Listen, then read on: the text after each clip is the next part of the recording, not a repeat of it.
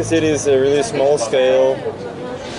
It's an independent operation which I do myself to give visitors to Copenhagen an opportunity to experience the city a bit like you would when you're just here. You don't have to follow a group of other tourists. That's the main idea. And I got the idea after having traveled around and trying guided bike tours to other cities. And I feel that hopping on a bike with a guide is a great way to experience a new city, a city you don't know.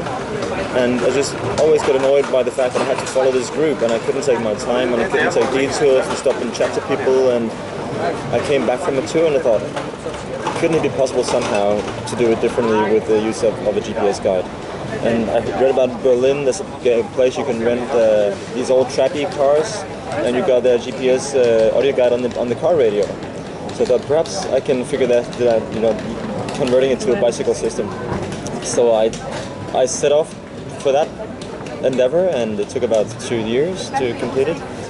And I'm not trained in programming or I'm an architect. I haven't done any business before, so it's quite a challenge. But eventually it worked out, and I decided on this operation. So people get this box on their bicycle, and it's a custom designed box which is intended to contain a little GPS device. And it sits in this box to give it shade, and there's a magnifying lens, and you can open that, and to protect it from an occasional shower as well. So that is, and to enable people to hold both hands on the steering wheel as they ride. You know, if they have a wheel held on one hand and steer with the other, it would be a bit dangerous. Here they can just focus on the street and look down on the map once in a while and figure out where they are. And the map, sits in this little, actually a second-hand smartphone, which I revamped and upcycled, as it's called, I think, to contain just one app, which is not on the market but is on this thing only. So there's a little app which has a map of Copenhagen and 5 guided tours in 4 languages. So you pick a language and then you pick the tours. You only get to listen to the language of your choice. Of course. What languages do you have it in? I have it in English, French, German, and Danish. And it's professionally speaked in all languages, so it's good quality. This is a former BBC speaker called Peter Baker, who's done it in English. So he's a very dramatic guy. Okay. Anyway, so this is how it works. It's very simple, actually. So we just shut down everything else, every other functionality on the smartphone is shut down. Okay. And then I put an extra thick battery to enable longer runtime. So you got minimum 5 hours non-stop use on this one. Okay. So when you turn it off, you get a little bit more time. Exactly. Yeah. Correct. So that's the idea. Okay. A lot of people ask, well, why don't you do it so people can download to their own phones? But that's a question of safety.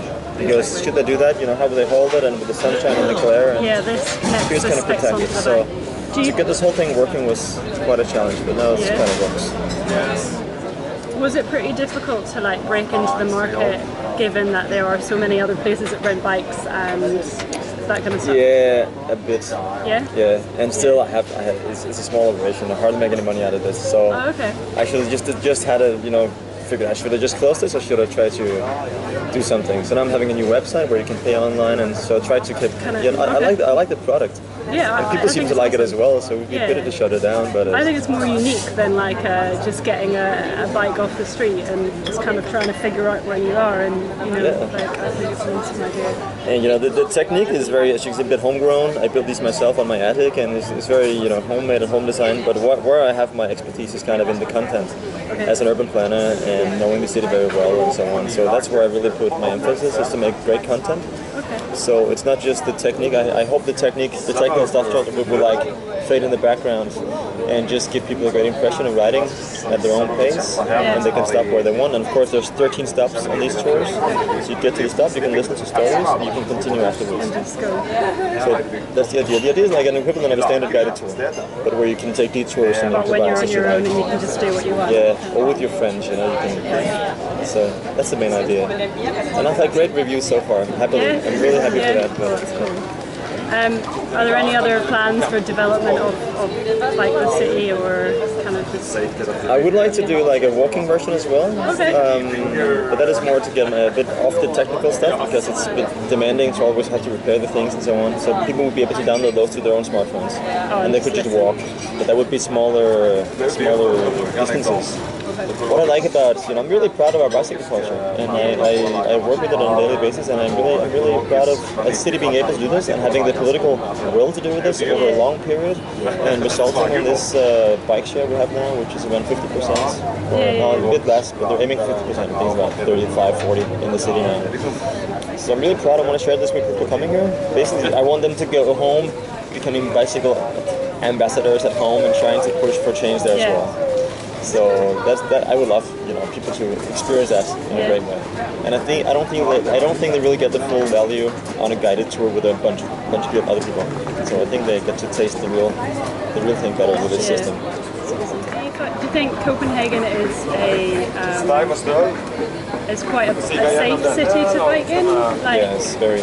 One important thing to notice is that most drivers are cyclists as well. They're just, so there's a lot of focus on the driver's side. There's a lot of courteous drivers actually here.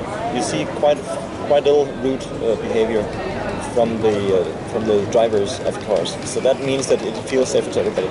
And actually, I did a count myself as I was a consultant earlier, and the share of men and women riding is a bit heavier to the women's side. It's a bit more women ride than men. That's a good sign. That means that women also feel safe riding bicycles. I've been to many other cities where there's little mode share of cyclists, but they would all be young male who are willing to take risks and have no families and stuff, So they will be the front runners. But once you get women and elderly and kids on the bicycle, it's a sign that it's safe. Thank you very much. You're welcome.